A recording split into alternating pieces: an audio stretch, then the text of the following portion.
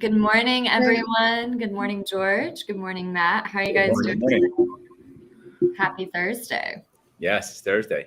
Yes. Now, George, you're in a very different location. Is this a secret hideout? Is You this look a base of relaxed, operations? George. What do we got going on here? I'm actually in California this week, visiting some of our clients out here, and so I thought I'd get up early and join the stream. So it's a bit early for me. It's at 7:30 here in Pacific time, but luckily my East Coast time zone hasn't shifted all that much. So I was awake at 3:30 this morning. So this is really midday for you at this point. Yeah, I'm already ready for lunch. Yeah, so, yeah, it's time. Yes. Well, George, thank you so much for joining us. Really can't imagine. I mean, it's just rough when we don't get to have you on the stream. So I'm really glad that you're here, even though the time is a little different. And regular viewers, I want to thank you guys for joining us today. It's been really exciting just to see people returning to our videos, looking at more videos. And if you are new to this stream and you haven't tuned in before, a little bit about us. We are Valiant. We are a managed service provider in New York City. But as you can tell from where George is taking this call from, we have a national reach. We can service outside of our state, and just give us a call and we can see if we're the right fit for you, if that's what you're looking for. All right, sales is done. I'm sorry. And if you want to learn more about us, you can check out all our previous episodes on our YouTube channel. We are closing in on 100, and just so many topics, relevant and fun. If you want to just sift through them, we also have a lot of how-to videos as well. We have a new how-to that went up earlier this week because of a question that we got last week related to adding a Microsoft Forms form to SharePoint. And it's something that we do internally quite a bit. And it was nice to be able to put together a video that helped another business be able to do the same. So if you check out the link below, you'll get to hear me for 3.5 minutes talking about how to add a form to a SharePoint site. But in the end, it's something that's incredibly simple to do and very useful. And I think that even just watching the video and trying it once is going to unlock ideas for people.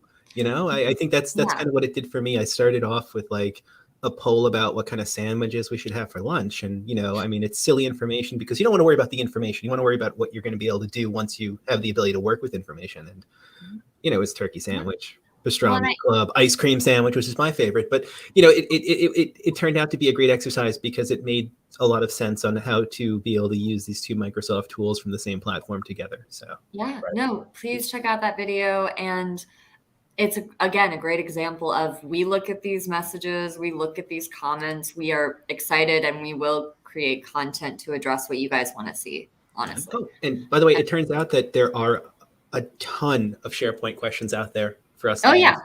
And they're not just questions that we're going to answer. They're questions that are going to be answered as we implement some ideas for ourselves over the new year, maybe starting in a couple of weeks from now even. So definitely, if you're someone who wants to learn how to really leverage SharePoint for maximum collaborative use, stay tuned. Yeah, it has a lot of power. You just have to learn how to use it. Now, before we jump off into our stream, you can also just want to remind everybody, you can watch us again on YouTube. Check us out on LinkedIn, and you can watch our live stream via Twitter now. Follow us at The Valiant Way, and visit us at thevaliantway.com. All right, so let's dive in. We have our topic today is called Planning for Growth. I think this is really exciting since I've joined. I hope it's okay to say, but since I've joined Valiant, we have grown so much, and it's been really interesting and exciting to kind of jump on board with a company as they are shooting off on the rocket ship, so to speak. Although that metaphor conflicts with the next metaphor, which is growth is not a race, it is a marathon. It's a long space voyage, I guess. Yeah, it's definitely It's impulse power, not warp speed, Captain. It's actually, I think it's more like if if you're interested in running marathons, it's more like an ultra marathon. Because it's like 100 miles. The terrain's really hard. Some days, you're going to hit these like really low lows and really high highs, and it's going to, and it goes on for years. The only fact is you have to keep the momentum going. Forward. And a lot of it is, and much like if you're ever running a race like that, a lot of it is preparation, and getting having a plan. And the other part that's important about running a race, if you ever run, I know, Megan, you're a runner too, is the tapering phase. Like you don't go to a race running the same high level of outcome because your body can't take that kind of abuse. So businesses are very similar.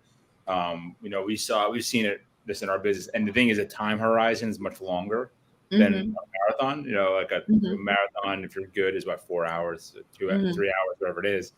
Not for me, but I think that's like we saw that a lot in our business because we started out. I could say we started becoming a quote unquote MSP about 10 years ago, and we're still figuring it out. It's still so much, but we've had a lot of support from a lot of people out there. We work with the folks at Service Leadership, other organizations, peer groups, and learning about it and growing. Like it's really hard because you don't anticipate. Sometimes you don't know the things you don't know about the next stage of your growth until you get there, and then you learn really painful, expensive lessons, and both personally and emotionally, pain, everything. So I think. When we transitioned our business from basically break fix time materials to MSP, it was hard because we didn't do it right, because we're learning, and so there's a lot of lessons in that. But if kind of like past me had learned from future me, I would have wished that someone told me, hey, don't do that. That's a really bad idea, or these are what you can anticipate, and these are the things that will happen if you don't do this. So I think that what you have to do is, with growth, particularly if you want growth, you have to plan for it. Yes. But you also have to prepare for it, which sounds the same thing, but they're different. Yeah. Planning is the thing you want to do. Preparing is getting the actual physical, getting an order of execution in place and knowing how to take those actions to get the optimal benefit. They're very different, and so I think this is planning for it. Like, how are you going to do it?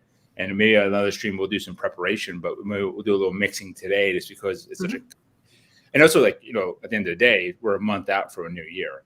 And I think emotionally and for so many reasons, New Year's have these like loaded things, and there are really good points where you make transitions and changes in your life and that thing. So, you always want to look at the new year as a new opportunity for something different. You close the book on one, open another, and it's the clock striking 12. It's not necessarily a reset, but the beginning of another cycle that we normally go through. And I think that we all attach things to that. And planning is important. Like you talked about Valiant going from being a time and materials break fix style shop to an MSP. And first of all, for people who don't know, break fix is the computer breaks, we come and fix it. There's no planning or anything. I've gotten that question before. It's not proactive. It's not based on regular maintenance. It's almost like the same thing as bringing your car to a mechanic when something is wrong, getting it fixed, and maybe going back to them next time something happens. And I got to tell you, I was a customer during this time of transition. And I got to say that I think your point of view as a service provider and most likely the point of view of your customers were different because it was an amazing experience 10 years ago. I mean, I'm here. You're paying me now. I appreciate that. I think that, what a lot of it too is that, we want to always strive to be better and deliver a better, customer quality, customer experience at all times. And that experience has changed in 10 years. Like what, also, the landscape is vastly different than it was 10 years ago. 10 years ago, we were just transitioning into a cloud, maybe. It's test the fire alarm. That's a fire alarm. So hey, it works. That's good. All right. Well, Megan, if it's not a test, do give us a sign. Yes. Blink twice. Give us the hand gesture that you're in danger. Okay, very good. Well, let's keep going, Matt. Yeah. In the meantime, let me tell a little bit of story about my Convection Company. I think that's a good example of not being prepared for growth because it wasn't expected. I don't remember how it happened. It was like 2007, 2008. I learned how to make a batch of marshmallows in the kitchen. They came out great. I brought them to work, and the president of the company I was working for sat me down. She was like, "You need to turn this into a business." And I was like, no, I don't want diabetes. There's sugar all over my house right now. Like there was like this moment of just, no, just eat it, enjoy it. I'm going back to work. I've got a network to maintain. But, I got a lot of encouragement from people at work and friends. And I just started a very small kind of like pilot of a business out of the house just to get a sense of something I would enjoy or not. And that led to a couple of small stores here on Long Island. In fact, there's a market in the Hamptons that was selling the marshmallows for me, and they wanted more and more, and they were ready to help me turn it into a real business. And it went from being, a carton or two a week of the marshmallows to like, we want 1,500 packages by next week. Right. Yeah. And it was like, oh, whoa, overwhelming, and not something I'm prepared for in any capacity, whether that be related to resources for producing or even having like a legitimately built out business to be able to do the work with. Right. So, it's something that I have regrets over, and then maybe I'll revisit again someday, but not being planned to get these out to more people quickly enough completely destroyed the concept. And I mean, come on, guys. You might not like coconut, but that's beautiful. They look gorgeous. Really look at that caramel. I do feel like I'm getting a cavity by looking at them. Yeah, some of my feelings coming out. I know. My dentist is like, "Did you look at those marshmallow photos?" I'm like, "Oh gosh." We have to give like a caloric disclaimer now on this live stream because of this. But it's something that was a hobby that I wasn't expecting to see as a business in any sense. And when the time came to actually be able to make it into something that, quite frankly, could have been at a minimum something that would have been more than a worthwhile salary to take home from a small business, it just became this tidal wave of requests and just not knowing what to do next, because there was no plan, because it wasn't expected. That's the point. It wasn't expected. It wasn't expected. And also, like, since you didn't plan for it, you just weren't ready for the barriers to entry. I think a commercial food operation is a really complex business that people don't appreciate. Yeah. When they get the health safety laws around it, commercial kitchens, there's tax requirements, it's really tough business. Like, you go into a market one day and you deliver a couple of cases of marshmallows and everyone's happy and you get your check and you go home and you feel good. Like, this is starting to make sense. I could do something with this. And then the next week you get an order and you walk into the same market and like the end cap where Ina Garten's like pancake and waffle mixes used to be, your marshmallows are sitting there. That's like a moment of like, oh, this is something. Oh God, this is something. Like, you have that moment, and it's not my passion. You guys know what I like to do at the end of the day, so I didn't go with it. But I think there was a lot of regret around not even anticipating it going well. Right. And that's an important part of growth, is expecting and anticipating growth. If you're putting something out that's good and people are going to want it, you have to plan for growth. You have to at least know that it's a possibility. And if you don't, it's a dead end. Yeah, and that, I think that really helps us dive into sort of the next phase of the discussion, which is growth strategy. So we don't hit the cul-de-sac of our ambitions, so to speak. we are on open road. And let's talk a little bit about those strategies, I guess, especially as they apply to Valiant, what we've been kind of employing, especially. I know over the last 10 years, it's been a long sort of escalation, but then let's look at even the last 2 years. Right. I think that's been we've hopped a few steps. So yeah, George, do you mind? Yeah. Also, just as a disclaimer, we're not business experts. I think there's a couple of accidental. We run this business, yeah. We have to. Very much. These are all. Thank you, Matt, for that giant black bar warning on this live stream, that we're not experts in anything besides existing, I think. But these are some lessons that we've learned, and part of it is, one thing is like just understanding your market. Like, who are your customers? Why do you work with them? Why do people work with you? Like, ask the question. It just sounds like the goofiest thing. I think people are afraid to ask, and I resisted it for years. Just ask us, like, why do you work with us?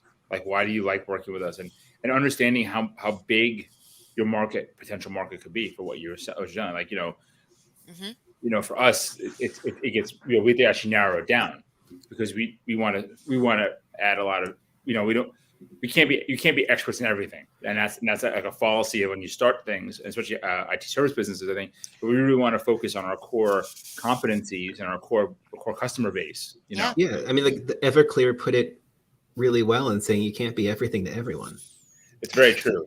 And you can't provide a high value product if it's like, You know what, George? You've got sorry for interrupting. You've got this great analogy that you've used over the years about the shrimp being next to the pot roast. Oh, it's not mine. That's not yours? I've been quoting you on this for years now. Returning soon, but he's returning back to the shoot soon. He's as busy as a very busy man as we get to the end of the year. There's a lot of things happening, but it's true. It's like, if you go to a diner, everything's on the menu, but nothing. I mean, and it's great. Nothing jumps out at you. Nothing says quality. It's just like, great. There are 18 different burgers I can choose from. You know what? Right. I'm going to go to the pizzeria across the street. At least I know exactly what I'm going to get. Right. And depending on what you're looking for, I mean, sometimes you just want to, maybe you don't know. I know myself when my family and I would go and not know what to eat for dinner, we would go to the Golden Reef Diner in Rockville Center because it was good for everything. It's delicious. They have homemade gelato. It's wonderful. But that being said, if I want a specialty meal and a very specific thing, which is maybe what I need at that moment, I need is a strong word for food, but you're looking for that kind of unique or you're looking to have a need satisfied in some form. And you know what? If you want sushi, you go to the nice little restaurant on 28th Street around the corner. You don't go to the deli down the street. And buy sushi, correct. Exactly. 100%. So I think there's a lot of that. And I think that's part of it is that understanding and getting the breadth and see how far you are in that market, how many customers you get, just so you can understand where you are. Maybe you have to change your geography, maybe you have to change your vertical, maybe you have to change your size of customer. There's so many variables. And I think the more you know who you want to work with or who you work with really well, which may not be who you want to work with at the moment. That's what we found. We found that sometimes we want to do one thing, but then we found we were better at other things, like different kind of customers. So I think it's really important. And it's a great time of the year to start thinking about that because other people are thinking about their own business, how to improve it, their budgets, their own. And part of that too is developing your product, developing your markets, and developing where you want to go with it. Like also extending it out more. Like you might sell a small portion, or you might service a small portion of one thing you work with your customers on. Maybe you can expand it out. Security services, or I feel like there's an infinite need for them at this point. So, and not all customers can afford them at the same time. So you have to kind of break it up into digestible pieces. The sense of development also can mean looking at markets that you haven't necessarily reviewed in the past. And, sometimes I think the smartest thing is to look at your existing markets that you cater to and find industries that run tangential to them or in parallel. Right. Yeah. Who are they supporting, or who else is supporting them? How can you support their operations? That, at least, for us. Or even like, let's say, it's not necessarily our example, but let's say you work with a lot of accounting firms that service nonprofits, or you work with a lot of nonprofits. Maybe you want to work with accounting firms that specialize in nonprofits accounting. Right? There's a lot of Look, to say like an MSP and go, well, we understand FASB accounting, we understand the systems that you're using, whether it's Blackboard or something from Sage, makes a big difference, and that's where the specialization comes into play. Correct. Or even just having that fundamental, I understand your pain because I've worked with it before. It's really like I wouldn't necessarily want to ever work with like a nuclear power plant because I've never worked in a nuclear power plant any way, shape, or form. I don't feel qualified to work in a nuclear power plant, even though I'm sure they have Windows computers and Office 365 and networks. And I know I'm a pretty smart guy. We have really great, super, super smart people at work at Valiant. We really wouldn't work in nuclear power plants. Like, energy generation is not really something we would be interested in. That's not something, but I would say I'd be eager to do a site visit just to reenact the Simpsons, like get some donuts and sit there at the table. And you want to see the two-headed fish, or four-eyed fish, whatever it is. But yes, so I think you have to know that, and so I think that's really important. No, I think that was a good just overview, and I mean, again, even in the last 2 years, I think I've been like. I've had front row seats and, been in a lot of our prospect meetings as we sort of, part of it, follow these plans. I mean, just as like a little, when I'm in a meeting, George, and you sort of talk about working in an advertising agency when you were before Valiant, I see like a look of relief sometimes go across our prospect faces, especially if they've been, if they're in that vertical, because like, what I'm talking about. They also feel like, the IT guy isn't. You've experienced the same pain. You have a sense of what we're going through. That makes a very, very big difference. I'm going to give the one knowledge truth that anyone who has ever worked in IT and advertising: the printer will always fail in some way before the night of the pitch. Yeah. Literally, we were talking to our team out here, in LA, and laughingly, he got a call at 9:30 the night before the pitch saying, please, I can't print. We're literally going to the pitch tomorrow. And I laughed and I said, the immutable law of advertising is literally, it will fail the pitch. And you have to, and so if you know that, and you're ready for that, and you prepare always, and you have contingencies ready for them, then you can. But that's like it sounds like a smaller nugget, but it's like a really critical thing, because if you're an ad agency, pitching is a very expensive, very stressful. It's one of the biggest costs. It's expensive to execute. And correct. I mean, if you don't do it right, you can miss out on millions of dollars of revenue. And it all coming down to a printer, like, PC load letter, and PC load letter, right? Literally, or like, hey, how do you get cyan toner in the Netherlands for a Canon? Yeah, on Friday evening. That's also why every single tech person turns red and cracks up at the printer scene in Office Space, where it just gets destroyed. That's a cathartic moment for many people. Yeah. So with that image, no, but that's just such a great example, George, of what we were talking about. Of like, the exact pain point at the exact moment for this industry that's why we're the guy for this advertising agency or something. Well, we think we get it. We want to help them. We kind of feel that just knowing the personalities and the people involved in it and what they do and how they have to operate. And once again, just the complexity of what they do. I mean, they sell ideas. That's a really hard and respecting it. People feel respect. So guys, I want to transition to our next segment. No matter what you do when you are considering how to grow, you are going to need to consider the resources you have behind that growth. And a lot of that is going to involve technology. In this day and age, a lot of things hinge on technology. So let's start the conversation there, planning the resources for the growth that you want to achieve as a small to medium-sized business. George, it looks like. So this is like probably one of the biggest challenges we face in many ways, is that we don't necessarily know what our customer, and this is we work really hard to get into the conversation.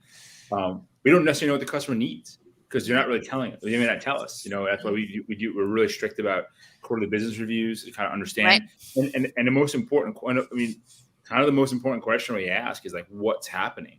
You have, what like an ad agency or a PR firm or the agency, are you guys pitching? How much pitching you're doing? Right. What are your goals for the next couple of years? Right. If you win the pitch, are you going to need to add staff? Can you scale? Are you going to need to, are the people you're pitching going to require a much more complex security? Are there going to be compliance concerns around third-party access to your information for the types of pitches that you're doing? And so, I think that, especially with the pandemic, particularly pulled it into really sharp relief in that you really need this technology to operate your business at all times, right? And it's not just a tactical expense, but a strategic investment in keeping your operation going. And the people that we've worked with that were very open to cloud first, remote access, or fully remote, planning for work from home, work from anywhere. Actually, I wouldn't prefer that term. If they were ready for that, the pandemic, while culturally it was hard for them to shift, because they say the culture of their business was together in an office, that be whatever that may be. But at least the technology was ready there to keep it operational and flowing. And that's one thing. I'll give a huge shout out to the whole Valiant team. Last year we moved thousands of people to remote in very short order, and particularly our client base is very heavily in the tri-state area. And we were locked down first, I think, from most of the city, most of the country. We had this bad time here, and so I think that really, but if you're doing it well, that it flows from the management team to to our point of contacts and the management team to us, so that we can plan appropriately, budget appropriately, and make sure we're ready to work with you with your growth. I think that's another piece that, we've had clients that go from 5 people to 50 people in a year. That's hard for us to know if we don't know that's happening.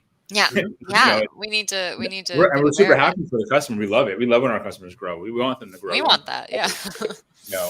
But it's tough for us to make sure that we can meet our service level agreement, and deeper than that, quality agreement that our experience and look. this is a tough racket, but it's like if we know, the more we know about it, the more educated we are about your business, the better we can serve it and do a better job for you. And I think that goes for you, serving your customers. What you're describing is not a standard transactional relationship between a business entity and a customer, but more of a partnership. This is something you and I have talked about. The folks at Gradient MSP, a vendor in our space, had an Ask Me Anything yesterday where they really talked about defining what they mean by a partner. And I think some of the input, which was great and reminded me of like old parallel printer cables, is that a partnership is a very bidirectional relationship. Yeah. And in order to be able to provide services and strategy around IT for the sake of making sure that your equipment and your systems are stable, secure, and scalable, is something that comes from conversation and not just maybe like checking off some checkboxes on a document. It's really understanding where you were, where you are now, and where you want to be next. Right. It's 2 weeks ago we had our live stream that was kind of like looking back, moving forward, and it's essentially the same conversation to really fully understand what someone needs. Correct. And obviously, this is a sort of thematic, about growth, plan for the year, but really it does culminate in that work is like, hey, you should. What happened was what we think is going to cost us. Mm-hmm. Talk again about what we plan on. Go back to what it costs us, and then iteratively improving it. And I think that's really hard. And I think that for our perspective, so much of this is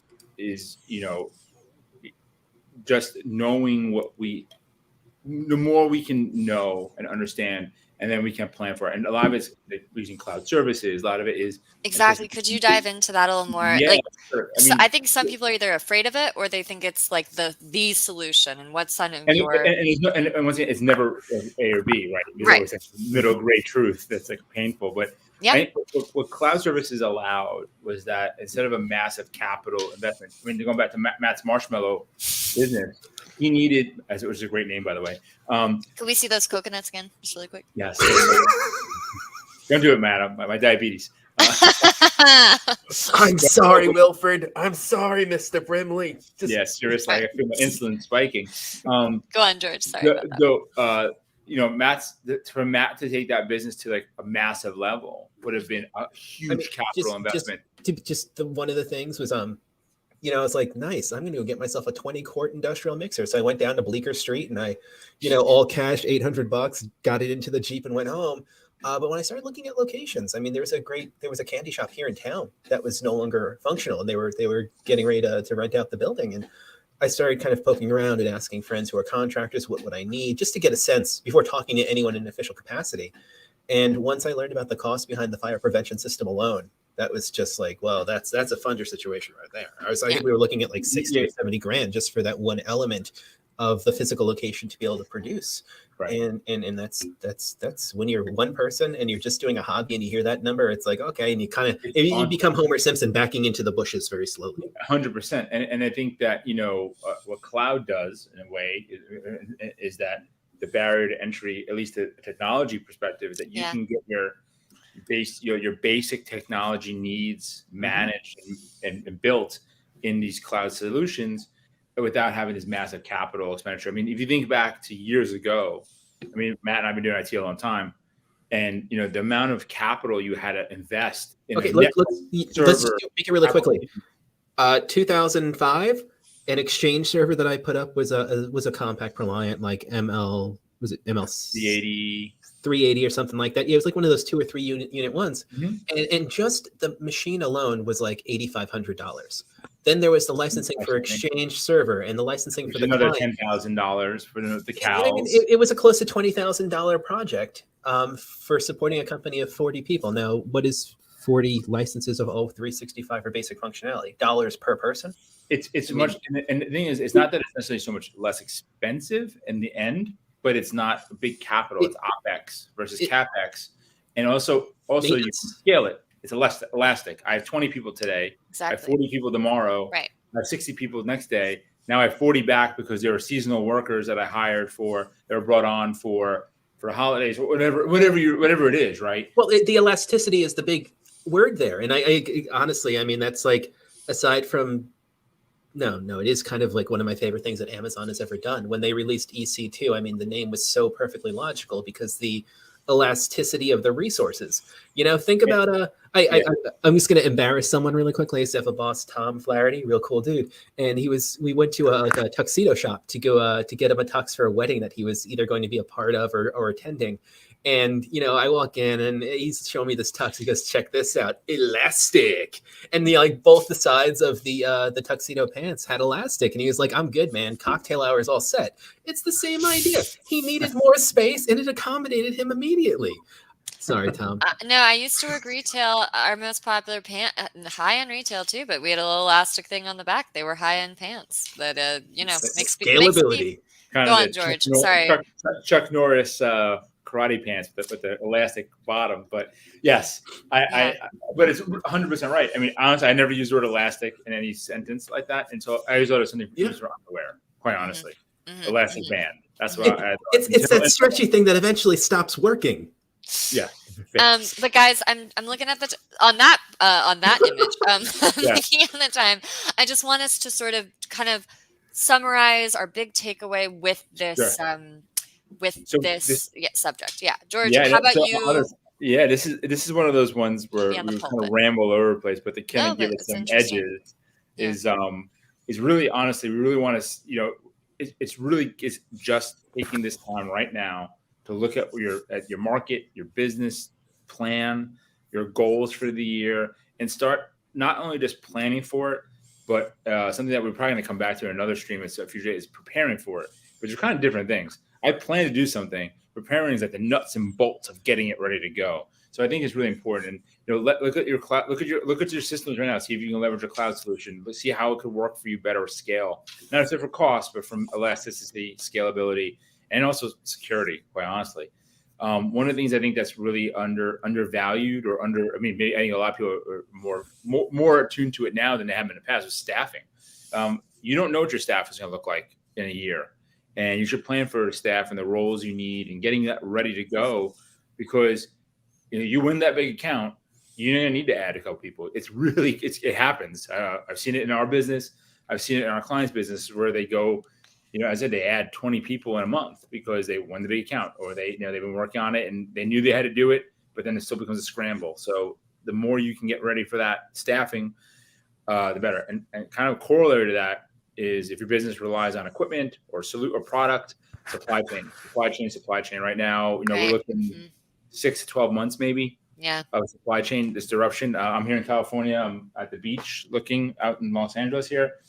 The amount of ships that are sitting out in the ocean kind of just waiting for dock space is pretty staggering. Yeah. Pretty shocking. Mm-hmm. And the other thing is, and finally, just to kind of give it some edge, don't just plan for 1 month, 3 months, 6 months, year. Try to plan out further because where you want. I mean, most of us have ideas of where we want to take our businesses. Mm-hmm. It's not just thing we just do day in, day out willy nilly.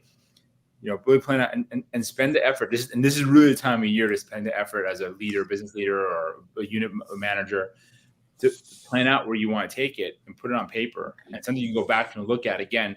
And as you look at something you wrote a year ago, you're like, man, that was bonkers. Mm-hmm. but it really helps you put in perspective of why you are where you are today. Kind of looking back to look forward. It's all tied together into this business planning and being ready and getting ready for a new year, and getting ready for keep continuing. And there's so many challenges that every business face day in, day out. Be it pandemic, staffing, supply chain, all this. It's hard. Mm-hmm. And I think that if you can make the technology work, you can make the HR work, you can make the legal, and make all the pieces that are your core competency work really well for you. You can really focus on that other place, and you can calculate that into your growth.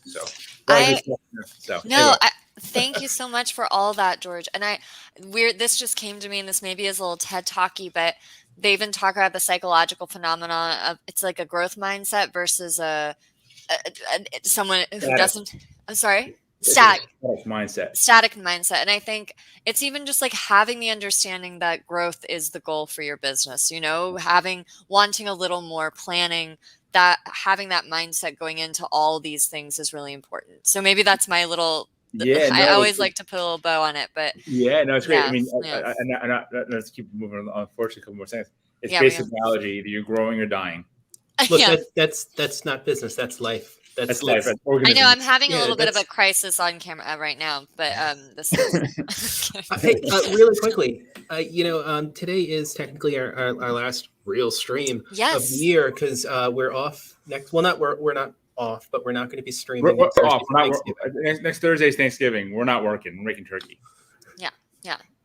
You're a chef, George. I know that. All right, so we're not streaming next week, and I had originally planned to have some relaxed stuff in December. But if you guys are up for it, we're going to be doing some planning for fiscal year 22 marketing, and we kind of took a bit of an unorthodox approach to get started. Something I wasn't sure how I felt about the idea last week, and then George and I looked at it and was like, this is actually a pretty cool way to kind of tackle some ideas this year. So maybe what we'll do Thursday after next is talk a little bit about the process that we went through. I mean, it's definitely our own path. It's our way of doing things. It's not necessarily aligned with, Google, learn how to build a marketing plan. It's not going to go anywhere near anything like that. But I do think that sometimes showing an unorthodox approach to setting goals and really figuring out how to achieve them could be an interesting thing to bring to the audience. And quite frankly, it'd be really cool to get some feedback from other people that are doing something similar. A little bit how the sausage is made, I love that.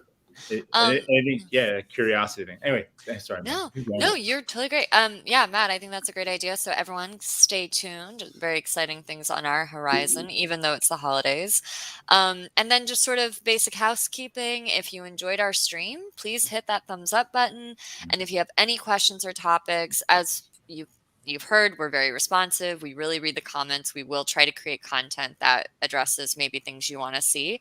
So please send us a message or fill out our online question form and subscribe to our YouTube channel. Keep up with our live streams and other content produced by our team. We have other team members who produce things. Our training manager, Marianne, she produces a lot of great stuff. And check us out at thevaliantway.com as well. It's a good resource to kind of get started on who we are and kind of our culture and how we approach IT.